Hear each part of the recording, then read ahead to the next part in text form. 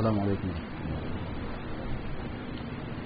نحمده ونستعينه ونستغفره ونؤمن به ونتوكل عليه ونعوذ بالله من شرور أنفسنا ومن سيئات أعمالنا. من يهده الله فلا مضل له ومن يضلل فلا هادي له. وأشهد أن لا إله إلا الله وحده لا شريك له. وأشهد أن سيدنا ومولانا محمدا عبده ورسوله صلى الله تعالى عليه وعلى آله وأصحابه وسلم تسليما كثيرا كثيرا. أما بعد.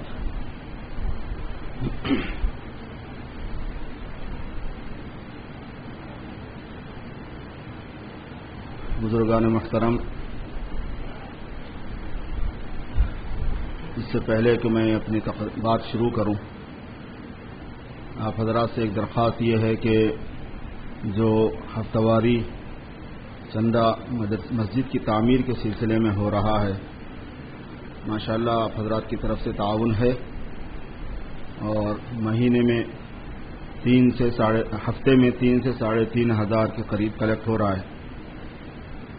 اور اس اعتبار سے اس طرح سے اب تک 12 لاکھ کے قریب جمع ہو گئے ہیں، 11,65,000. اور یہ لوگ شروع کرنے کا ارادہ کرتے ہیں کام جب 2 ملین جمع ہو جائیں گے، کیونکہ اس سے پہلے شروع کرنا مشکل ہے. تو یہ آپ حضرات ہی کو دینا ہے، کیونکہ درمیان بیان میں شروع ہوتا ہے چندہ اور آپ لوگ بیان سننے میں محو ہوتے ہیں، وہ ڈبے والا سامنے سے گزر جاتا ہے. تو ایسا کیوں نہیں کرتے کہ نکال کے پہلے سے رکھ لیں، ایک دوسرے جیب میں جو اماؤنٹ آپ کو مسجد میں دینے کی ہے وہ الگ سے اٹھا کے رکھ لیا اور جلدی سے اس میں ڈال دیا، اور تھوڑا سا برائے مہربانی بڑھا لیجئے. صدقہ کرنے سے مال میں برکت ہوتی ہے. جب اکانومی ڈاؤن ہو تو کیا کرنا چاہیے؟ ایک سوچ کا انداز دنیا والوں کا ہوتا ہے اور ایک سوچ کا انداز دین والوں کا ہوتا ہے، اسلام والوں کا ہوتا ہے اور قرآن اور حدیث والوں کا ہوتا ہے. تو قرآن اور حدیث کے ذریعے سے ہمیں یہ بتایا گیا ہے کہ جب اکانومی ڈاؤن ہونے لگے تو صدقہ زیادہ کرو، تم مال خرچ کرو اور اللہ پہ بھروسہ کر کے کرو اور اخلاص کے ساتھ کرو، اللہ کی رضا کے لیے، اللہ کے دین کی خدمت کے لیے کرو. پھر دیکھیے کہ اللہ پاک برکت بھی عطا فرمائیں گے، بیجا خرچوں سے بھی بچائیں گے، طبیعت بھی اس میں خوش رہے گی، تسلی میں رہے گی. اور کچھ عجب نہیں کہ بعضوں کے ساتھ ایسا بھی ہو کہ اسباب کے راستے نئے نئے پیدا ہو جائیں، وہ مسبب الاسباب ہے. اس لیے تھوڑا سا اس بات کی طرف توجہ دلا دینا میں چاہتا تھا کہ اپنا اماؤنٹ بڑھائیے. رمضان کا مبارک مہینہ آ رہا ہے تو اس مہینے میں اسپیشلی آپ کو اچھا خاصا اماؤنٹ جمع کر لینا چاہیے. آپ ہی کے پیسے ہیں، مسجد ہی کے اکاؤنٹ کے اندر جمع ہو رہے ہیں اور آپ کو ڈے ٹو ڈے باضابطہ اپڈیٹ بھی رکھا جا رہا ہے کہ کتنے پیسے جمع ہوں گے، کتنے ہونے ہیں. اور یہ آپ حضرات کا تعاون ماشاءاللہ اچھا خاصا ہے. $3,000 ہر ہفتے میں جمع ہونا، 3,500 یہ بھی کوئی کم نہیں ہے، مگر آپ جیسے ہستیوں کے اعتبار سے بہت کم ہے. تم لوگ تو ماشاءاللہ کاروباری لوگ ہو، پیسے والے لوگ ہو، تمہارے اپنے ذاتی مکانات ہیں، تمہارے اپنی گاڑیاں ہیں، تمہارے اپنے اخراجات ہیں، مزے میں کھاتے پیتے پہنتے اوڑھتے ہو. تو اللہ کے گھر کو تم کیسے دیکھنا پسند کرو گے؟ اس اعتبار سے اپنا ذہن بناؤ کہ جیسے میرا گھر ہے، اللہ کرے کہ میرے اللہ کا گھر بھی ایسے ہی ہو جائے. جیسے اللہ نے مجھے دی ہوئی ہیں سہولتیں، ایسے بہت سے لوگ ہیں کہ جن کے گھر ماشاءاللہ کافی بڑے بڑے ہیں، ملین سے اوپر کے مکانات. تو ایک آدمی، ایک فیملی رہتی ہے، اس کا مکان ملین سے اوپر ہو، جس میں 1,500 آدمی، 1,000 آدمی، 1,200 آدمی جس سے فائدہ اٹھاتے ہوں، اس کا گھر کتنا ہونا چاہیے؟ تو ایک ہے یہ اللہ پاک کا گھر ہے. اور میرے دوستو یہ قسمت ہے ہماری کہ اللہ پاک نے ہمیں موقع دیا ہے. اس لیے ذہن میں رکھیے اس بات کو اور زیادہ سے زیادہ حوصلے کے ساتھ میں بڑھائیے. دیکھیے میں جمعہ کے بعد پوچھوں گا کہ اس جمعہ میں کتنا ہوا. اگر 5 منٹ کی اپیل میں اگر کچھ بڑھ گیا تو ٹھیک ہے، نہیں تو پھر اسی میں لگا دوں گا تقریر پوری.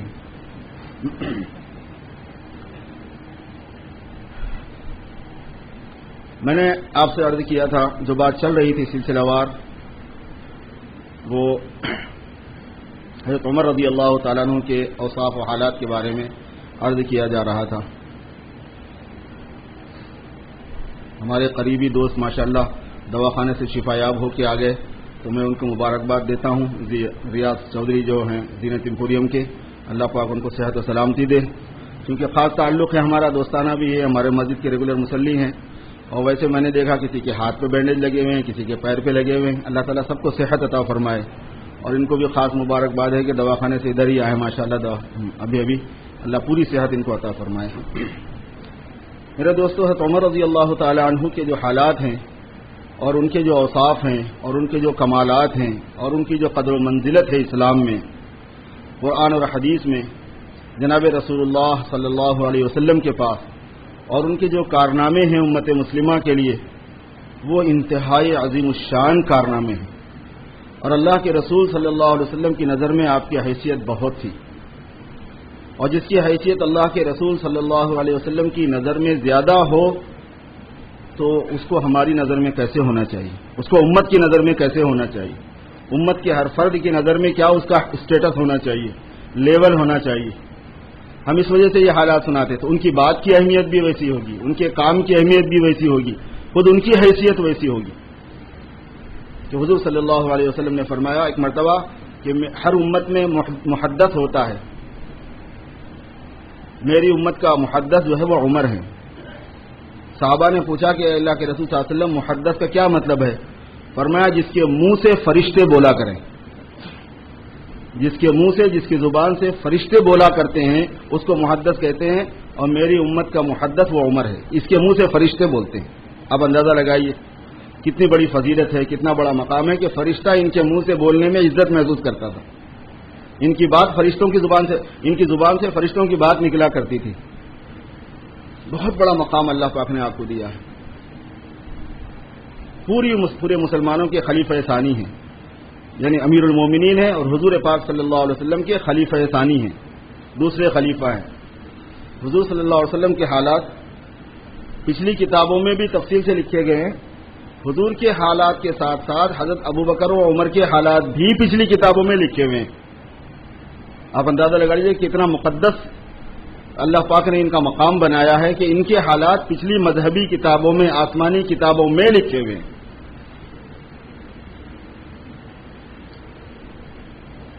بیت المقدس کے فتح ہونے کا جو مسئلہ آیا تھا، آپ کو پتہ ہی عمر رضی اللہ تعالیٰ عنہ کے زمانے میں جب فتح ہوا تو ان لوگوں نے یہ کہا تھا کہ تم اپنے امیر کو لاؤ. تو لوگوں نے اپنے لشکر کا جو امیر تھا مسلمانوں نے ان کو پیش کیا. تو بیت المقدس کے اندر سے لوگوں نے دیکھ کے کہا کہ یہ تمہارا امیر نہیں ہوتا، تم اپنے امیر کو لاؤ. تو پھر یہ بات لکھی گئی مدینہ منورہ کو کہ ایسی بات آ رہی ہے. تو واقعتاً مسلمانوں نے جو پیش کیا تھا وہ تو جنگ کا لشکر میں جو ذمہ دار تھے ان کو پیش کیا تھا. تو عمر رضی اللہ تعالیٰ عنہ پھر اس لیٹر پر بنفس نفیس تشریف لائے. ان کے ساتھ ان کا غلام بھی تھا. اپنی حیثیت، اپنی حالت کبھی بدلتے نہیں تھے، مہمان بننا ہو نہیں بننا ہو. کپڑوں کے اندر پیون لگے ہوئے ہوتے تھے. بیت المقدس میں بحیثیت امیر کی نمائندگی کرنے جا رہے تھے پورے مسلمانوں کی امیر کی حیثیت سے، اور 16 پیاجس آپ کے کپڑے میں لگے ہوئے تھے، آپ کے کرتے میں. لوگوں نے کہا کہ اچھا کرتا پہن لیجئے، لوگ کیا بولیں گے آپ کو دیکھ کے. تو فرمایا کہ ہم وہ لوگ ہیں کہ دنیا میں ذلیل ترین لوگ تھے، اللہ نے ہمیں اسلام سے عزت دی ہے، کپڑوں سے نہیں دی ہے. اور اگر ہم اسلام کے علاوہ کسی اور چیز سے عزت حاصل کرنے جائیں گے تو خدا ہمیں ذلیل کر دے گا. اور میں نہیں سمجھتا کہ اس کی تشریح کی ضرورت ہے اس وقت. پوری دنیا میں مسلمانوں کو جو حالت چل رہی ہے کہ وہ عزت جو ہے نا وہ دوسری چیز سے چاہتے ہیں، اسلام سے ہی نہیں چاہتے. بھائی اسلام سے ہے مسلمان کی عزت. مسلمان اسلام کو چھوڑ کے کسی بھی چیز سے، کسی بھی اسٹیٹس سے اپنی عزت چاہے گا، چاہے حکومت سے ہی چاہ لے، گورنمنٹ سے ہی چاہ لے، ملک سے چاہ لے، مالک سے چاہ لے، لباس سے چاہ لے، وضاقتہ سے چاہ لے، خدا اس کو ایسا ذلیل کرے گا کہ وہ چوہے بلی سے بھی زیادہ بے حیثیت ہوگا انسانوں میں. فرمایا کہ نحن كنا اذل الناس اعزنا اللہ بالاسلام. اللہ نے ہمیں اسلام سے عزت دی ہے. فلو نطلب العزة بغیر الاسلام، اگر اسلام کے علاوہ کسی اور چیز سے ہم عزت چاہیں گے تو اللہ پاک ہمیں ذلیل کر دے گا. تو اپنے کپڑے نہیں بدلے انہوں نے، بھائی پیون والے کپڑوں کے ساتھ گئے. وہاں جب قریب گئے تو سواری ایک تھی، یہ اور ان کے غلام دونوں ساتھ تھے. دونوں سوار ہو جائے اتنے لمبے سفر میں، یہ بھی مروت کے خلاف تھا. صرف آقا ہی سوار رہے، یہ بھی مروت کے خلاف تھا. تو باری مقرر کر لی تھی. ایک مرتبہ حضرت عمر بیٹھتے تھے تھوڑی دور، پھر ان کے غلام بیٹھتے تھے تھوڑی دور، حضرت عمر پیدل چلتے تھے. جب بیت المقدس میں داخلے کا موقع آیا تو ان کے غلام کی باری تھی، ان کی باری نہیں تھی. تو تو جب اصل شو کرنا تھا پرسن کو، اس وقت باری غلام کے اونٹ پر بیٹھنے کی تھی اور آقا کے چلنے کی تھی. عمر رضی اللہ تعالی عنہ نے پھر چلنا شروع کر دیا. کہا بھی کہ حضرت اب تو بستی آ گئی ہے، قلعے کے پاس جانا ہے، لوگ دیکھیں گے آپ کو، کہیں گے نہیں بس انصاف انصاف، تمہاری باری ہے تم بیٹھیں گے، میری باری ہے میں چلوں گا.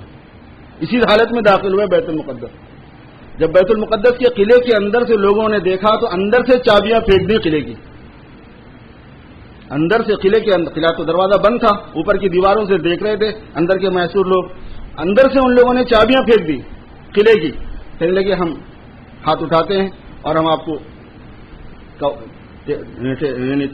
کیا بولتے ہیں اس کو قبضہ کر لینے کی اجازت دیتے ہیں. پھر اس کے بعد ان لوگوں نے بتایا کہ پچھلی کتابوں میں خلیفہ ثانی کے جو حالات تھے وہ بالکل ایگزیکٹ ایسے ہی لکھے ہوئے تھے جیسے اس وقت یہ آئے ہوئے ہیں. ایسے ہی لباس لکھا ہوا ہے، ایسی کنڈیشن لکھی ہوئی ہے، ایسی شکل صورت لکھی ہوئی ہے، ایسی شباہت لکھی ہوئی ہے، ایسی ناک نقشہ لکھا ہوا ہے ان کا. اس وجہ سے ہم دیکھنا چاہتے تھے، اور اس میں یہ تھا کہ جب وہ آئیں گے تو تم لوگ ان سے لڑ نہیں سکتے، تمہاری سلامتی اور عافیت اس میں ہے کہ تم اپنی چابیاں ان کے حوالے کر دینا. اس وجہ سے ہم نے اپنی چابیاں تمہارے حوالے کر دی. یہ شان تھی حضرت عمر رضی اللہ تعالیٰ عنہ کی کہ پچھلی کتابوں میں ان کے حالات لکھے ہوئے تھے، اور مزاج اتنا ذہن رتا اور ذوق شریعت سے ملتا ہوا. بالکل ایک ہوتا ہے کہ اسلام پر عمل کرتے اور اللہ کی بات مانتے مانتے ایک مزاج بلڈ ہو جانا ایسا کہ جو اللہ کی پسند ہے وہ اپنی پسند ہو جائے.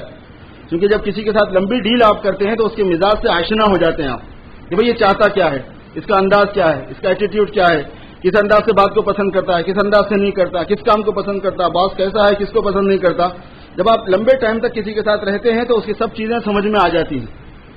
حضرت عمر رضی اللہ تعالیٰ عنہ وہ ہیں کہ جہاں جیسے ہی حضور پاک صلی اللہ علیہ وسلم کی غلامی میں داخل ہوئے اور آپ کے دامن سے وابستہ ہوئے، اللہ پاک نے ایسی فہم راست ان کو عطا فرمائی کہ جو قرآن اور حدیث کا مزاج ہے، جو شریعت کا مزاج ہے، وہ ان کا مزاج تھا. اسی وجہ سے 17 جگہوں پر اور بعض روایتوں میں 21 جگہوں پر ان کی رائے کے موافق اللہ پاک نے آیت اتار دی. یہ بھی ان کی رائے ہوئی اور آیت اتری تو بھی نہیں ویسی اتری، بلکہ بعض جگہ الفاظ کی موافقت کے ساتھ اتری ہے، الفاظ بھی وہی تھے. حضرت عائشہ رضی اللہ تعالیٰ عنہ کے اوپر تہمت کا جو واقعہ چلا تھا، جس کا میں نے حوالہ بھی دیا تھا پہلے ایک مرتبہ، کہ منافقین نے ان پر تہمت لگا دی تھی سفر میں، اور اس سلسلے میں حضور پاک صلی اللہ علیہ وسلم مشورہ کر رہے تھے صحابہ سے. اس میں حضرت عمر سے بھی رائے لی. عمر اس معاملے میں تمہاری رائے کیا ہے؟ تو حضرت عمر نے ایک ہی سوال کیا، فرمایا کہ اللہ کے رسول، حضرت عائشہ سے آپ کی شادی کس نے کی؟ فرمایا کہ عائشہ سے میری شادی اللہ نے کی ہے، کسی اور نے نہیں کی ہے. یہ سوال کا جواب بھی ہو گیا کہ حضرت عائشہ کے اوپر جو آج کل ناول بھی چل رہا ہے، لوگ ادھر ادھر کی باتیں کرتے ہیں. بھائی یہ نظام دوسرا تھا، بالکل آسمان سے فیصلہ آیا تھا، وہ کچھ کر بھی نہیں سکتے تھے. وہ حضور نے فرمایا کہ میری شادی عائشہ سے اللہ نے کی ہے. فرمایا کہ آپ یقین رکھیے کہ اللہ تعالیٰ اگر ان میں کوئی عیب ہوتا تو آپ سے شادی کر ہی نہیں سکتے تھے. سبحانک ھذا بہتان عظیم، یہ بہتان عظیم ہے جو ان پر لگا ہے. جب اللہ نے کیا ہے اور یہ کل کے دن ایسا ان سے ہونے والا تھا تو تھوڑی وہ آپ کی بیوی بناتے. یہ انہوں نے فرمایا ادھر، اور ادھر سے آیت آ گئی سبحانک ھذا بہتان، قرآن پاک کی آیت ہے یہ. جب لوگوں نے اس طرح کی باتیں کی تو اللہ نے مسلمانوں کو ڈانٹ کے کہا کہ تم نے یہ کیوں نہیں کہا کہ سبحانک ھذا بہتان عظیم، یہ تم کو کہنا چاہیے تھا، تم سے غلطی ہوئی کہ تم نے یہ نہیں کہا. آئندہ کبھی ایسا ہو تو پہلے اس بات کو کہہ دینا. یہ فرمایا سبحانک ھذا بہتان عظیم. جب رمضان کا حکم نازل ہوا تھا، رمضان میں جو مسائل تھے اس میں سے ایک مسئلہ یہ بھی تھا کہ جیسے دن میں بیوی کے پاس نہیں جا سکتے، رمضان کے پورے مہینے میں رات میں بھی نہیں جا سکتے، پورے مہینے چھٹی. عمر رضی اللہ تعالیٰ عنہ نے حضور صلی اللہ علیہ وسلم سے عرض کیا کہ اللہ کے رسول صلی اللہ علیہ وسلم، اب افطار ہو جاتا ہے، کھانا پینا حلال ہو گیا تو اب بیوی کا کیا مسئلہ ہے، خواہ مخواہ مسلمان مشقت میں پڑ جائیں گے. بس یہ آیت اتری احل لکم لیلۃ الصیام الرفث الی نسائکم. ٹھیک ہے بھائی، رمضان کی راتوں میں تم اپنی بیوی سے مل سکتے ہو. ادھر انہوں نے رائے دی اور ادھر یہ مسئلہ آ گیا. 21 جگہوں پر ایسا ہوا ہے. ایسا ذہن تھا ان کا، بالکل شریعت کے مطابق مزاج تھا. اسی لیے حضور نے فرمایا کہ لو کان بعدی نبی لکان عمر، اگر میرے بعد کوئی نبی ہوتا تو عمر نبی ہوتے. اتنا مزاج ان کا نبوت والا ہے. کیونکہ میرے بعد کوئی نبی نہیں، آپ خاتم النبیین ہیں، آپ کے بعد کوئی بھی نبوت کا دعویٰ کرے گا تو وہ جھوٹا اور کافر ہوگا، مرتد کہلائے گا اور کافر ہوگا۔ تو جب وہ خود ہی کافر ہو جائے گا تو اس کے فالوور کیا بنیں گے؟ وہ مسلمان بنیں گے۔ اسی لیے جھوٹے مدعی نبوت کو یہ اس کا حق بھی نہیں دے سکتا مسلمان کہ وہ اپنی پبلسٹی ایز اے مسلم کرے، مسلمان ہونے کی حیثیت سے اپنی آئیڈینٹی نہیں کر سکتا وہ، کیونکہ وہ مرتد ہے اور مرتد کافر ہے۔ یہ ساری چیزوں میں نماز پڑھتے ہیں، کلمہ پڑھتے ہیں، زکوٰۃ دیتے ہیں، حج کرتے ہیں، بھائی ایک مسئلے میں کیا رکھا؟ ہم لوگ جب گئے تھے بھی تھوڑے دن پہلے نیو یارک گئے تھے اخبارات کے مالکین سے ملنے کے لیے کہ بھائی یہ قادیانی لوگ جو ہے نا اپنا ایڈورٹائز کر رہے ہیں اور لا الہ الا اللہ محمد رسول اللہ کے ساتھ کر رہے ہیں، تم لوگ کیا کر رہے ہو؟ مسلمانوں کو کنفیوز کر رہے ہو۔ بھائی غلط فرقے والا غلطی کے ساتھ میں پبلسٹی کرے تو وہ ایک اس کا مسئلہ ہے، لیکن اسلام کے نام سے تو نہیں کر سکتا۔ تو ماشاءاللہ بہت لوگوں نے تو کاپریٹ کیا، مالکین نے کہا کہ ہاں غلطی ہو گئی، آئندہ ہم نہیں کریں گے، اور آپ کو بھی ہوشیار رہنا چاہیے سب کو۔ اس میں سے ایک نے یہ بات کہی کہ صاحب نماز پڑھتے ہیں وہ لوگ، کلمہ پڑھتے ہیں وہ لوگ، حج کرتے وہ لوگ، زکوٰۃ دیتے سارا، اب ایک مسئلہ یہ کہ ختم نبوت کو نہیں مانتے، تو تم لوگوں نے اتنا ایشو بنایا ہوا ہے اس کا۔ بھائی اسلام کی ایک بات کا انکار کر دینے کے بعد میں آدمی مرتد ہو گیا، اور جب مرتد ہو گیا تو وہ کافر ہو گیا، وہ اس کو حق نہیں پہنچتا کہ ایز اے مسلم اپنے کو پریزنٹ کرے۔ تو غرض یہ ہے کہ حضرت عمر رضی اللہ تعالیٰ عنہ کو اللہ تبارک و تعالیٰ نے ایسی فراست صادقہ دی، اور ان کے بارے میں یہ فرمایا کہ لو کان عبادی نبیا لکان عمر، یہ بتانے کے واسطے کہ ان کی صلاحیت کیسی ہے، ان کا مقام کیسا ہے، اور فرمایا کہ میرے بعد میں اقتدا کرنا باضابطہ ان دونوں کی، ابو بکر کی اور عمر کی، اور فرمایا کہ میرے بعد جو خلفائے راشدین آئیں گے تم ان کی بات مانو گے، اور ان کا جو وہ جو چیز کو کریں گے اگرچہ تمہیں پہلے سے نظر نہ آیا ہو کہ کیا گیا ہے وہ بھی میرا ہی طریقہ ہے، میں پہلے سے سائن کر کے جا رہا ہوں اس پہ۔ آپ کا یہ فرمانا کہ علیکم بسنتی وسنت الخلفاء الراشدین المہدیین، یہ خلفاء راشدین کی سنت پر حضور کا سگنیچر ہے، آپ کا اسٹامپ ہے کہ ان کی سنت میری ہوگی، میں پہلے سے بتا دے رہا ہوں۔ اب اگر کوئی ان کے طریقے پر چلے گا تو وہ ان کا طریقہ نہیں کہلائے گا، وہ تو پیغمبر صلی اللہ علیہ وسلم کا طریقہ کہلائے گا۔ اور اللہ نے وہ کمالات دیے تھے میرے دوستو، بزرگی کے اعتبار سے ان کی کرامتوں کی ایک فہرست ہے باضابطہ، اللہ نے ان کے ذریعے سے کرامتوں کا ظہور بھی بہت فرمایا ہے۔ یہ وہ واحد آدمی ہے جس کی بات ہوائیں سنتی تھی۔ یہ بچوں سے درخواست ہے جو ڈبے والے ہیں ذرا آہستہ آہستہ موو کریں، اور جو انتظامیہ ہے ان سے میں بولوں گا کہ وہ ویل والے ڈبے بنا لو، سب کی لائن سے آگے نکلتے چلے جائیں گے، 15-20 بنا لو آرام سے، اس میں زیادہ سہولت رہتی ہے۔ اللہ جزائے خیر دے آپ لوگوں کو، تھوڑا سا ہمت اور حوصلے سے ڈالتے جاؤ، اور ہر بے حد قبول فرمائے اللہ پاک آپ کے صدقات کو۔ یہ صدقات ہی کہلاتے ہیں، ڈونیشن جو ہے نفل صدقات کہلاتا ہے، اور اس سے آپ کی جان میں بھی برکت ہوگی، مال میں بھی ہوگی، اولاد میں بھی ہوگی، مصیبتیں انشاءاللہ تعالی اس سے ٹلیں گی۔ اور پھر یہ کہ نماز میں اپنی جو کوتاہی ہو جاتی ہے وہ بھی معاف ہو جاتی ہے اس سے، جمعہ پڑھو گے نا ابھی تو جو نماز میں کوتاہی ہوتی ہے وہ معاف ہو جاتی ہے اس سے۔ جیسے صدقہ فطر ہم دیتے ہیں نا کہ رمضان میں روزوں میں جو کوتاہی ہو گئی اللہ تعالیٰ اس سے اس کو معاف کر دے، اس نیت سے دے دیا کرو، بہت بہت قبول کرے اللہ پاک۔ ساری لائنوں میں گھموائی، اور جو ساتھی ایسے ہوں کہ انہوں نے دینے کے لیے پیسے نکال لیے ہوں لیکن باکس والے آگے نکل گئے ہوں تو ذرا ان کو کال کر لیجئے، بلا لیجئے، وہ آ جائیں گے انشاءاللہ۔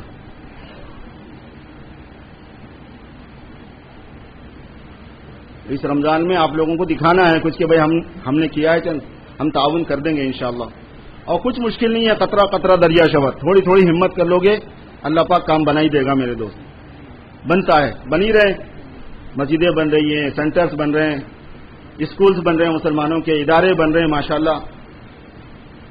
چھوٹے چھوٹے چندوں سے کیا ہوتا ہے آپ کو اندازہ نہیں ہوتا میرے دوستو۔ ابھی اینالائز کر رہے تھے ہم بیٹھے ہوئے، چونکہ ہم شریعہ بورڈ کا بھی کچھ کام کر رہے تھے، تو پتہ چلا کہ صرف سٹی آف شکاگو اور اس کے سبربز میں ملا کر اس سال کا جو پروجیکٹ ہے جو چندوں پر بیسڈ کرتا ہے وہ 40 ملین کا ہے، 40 ملین مسلمان دے رہا ہے، اور کسی کو گمان بھی نہیں کہ میں نے کیا دیا، بس دے دیا اللہ کے نام پہ۔ کیونکہ یہ چندہ 20-20, 25-25, 50 دینے والا کیا احسان جتاتا ہے؟ یہ تھوڑی بولے گا کہ مجھے پریزیڈنٹ بنا دو، مجھے سیکریٹری بنا دو، مجھے بورڈ آف ممبر بنا دو، یہ تھوڑی بولے گا میں دے ہی کیا رہا ہوں۔ اور اسی میں برکت ہے اصل میں. جو بڑی رقم لے کے اندر آنا چاہتا نا وہ نہ مسجد بننے دیتا، نہ ادارہ بننے دیتا، نہ خود کچھ کام کرنے دیتا، وہ تو لڑائی کرنے آتا ہے بس. اللہ تعالیٰ قبول فرمائے. اور سب بن رہے ہیں، اسکول بن رہے ہیں، سینٹر بن رہے ہیں، مسجدیں بن رہی ماشاءاللہ. تب ہو رہا ہے آپ کی یہ مسجد بھی اللہ نے چاہا تو بن جائے گی. دعا کرو اللہ قبول فرما لے، جلدی بنا دے انشاءاللہ. حضرت عمر وہ شخصیت تھی میرے دوستوں کہ وہ ہوا پر حکومت کرتے تھے، وہ پانی پر حکومت کرتے تھے، وہ زمین پر حکومت کرتے تھے، وہ آگ پر حکومت، بسائط پر ان کی حکومت تھی. وہ مسخر تھے ان کے لیے. اگر ہوا کو انہوں نے کوئی بات کہی، کوئی سیل سسٹم نہیں تھا، کوئی ریڈیشن سسٹم نہیں تھا، کوئی جناب فیکس سسٹم نہیں تھا، فون سسٹم نہیں تھا. ہوا کو ایک بات کہی وہ چلی گئی، پانی کو ایک بات کہی وہ چل پڑی، آگ کو ایک بات کہی وہ چل پڑی. ایک بہت بڑی آگ نکلی تھی ایک مرتبہ. حضرت عمر رضی اللہ تعالیٰ عنہ نے تمیم داری کو بلایا کہ یہ تو سارے شہروں کو جلا دے گی، یہ تو اتنی زیادہ ہے. ایک بڑے پہاڑ میں سے نکلی تھی. اب یہ جتنے پیٹرول وٹرول بھرے ہوئے ہیں پتہ نہیں اس میں لگ گئی تھی، کیا قصہ ہے، اس میں سے نکل کے آ گئی تھی وہ. تو تمیم داری کو بلا کے کہا کہ یہ چھڑی لو، اس کو مار مار کے اس کو وہیں پہنچا دو جہاں سے یہ آئی تھی. کہنے لگے تمیم داری کہ امیر المومنین میں تو یہ نہیں کر سکتا. کہنے لگا میں جانتا ہوں، میں بول رہا ہوں آپ جاؤ.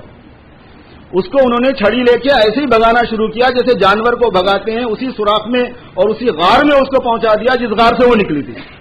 پھر نہیں نکلی اس کے بعد وہاں سے. یہ وہ چیز تھی، ایسی روحانیت والا بندہ تھا وہ. جب مصر فتح ہوا اور دریائے نیل پر بیسٹ کرتے تھے وہ لوگ ان کے کاروبار سارے کے سارے، تو وہ سال میں ایک مرتبہ خشک بھی ہو جاتی تھی. اور پرانے زمانے کا رواج تھا کہ جب تک ایک کنواری لڑکی کو بھیٹ نہ چڑھایا جائے اس وقت تک دوبارہ نہیں جاری ہوتی تھی. وہاں کے لوگ آئے کہ آپ ہمیں اجازت دو کہ ہم کسی کنواری لڑکی کو اس کے والدین کی رضامندی سے بھیٹ چڑھا دیں تاکہ دوسرے لوگ تو جی سکیں. اب عبیدہ نے فرمایا کہ یہ سب جاہلیت کی رسومات ہیں، ناجائز ہے، ایسا نہیں ہو سکتا. نہیں کیا لوگوں نے. وہ جتنا پانی تھا وہ بھی خشک ہو گیا. تو حضرت عمر کو لکھا گیا.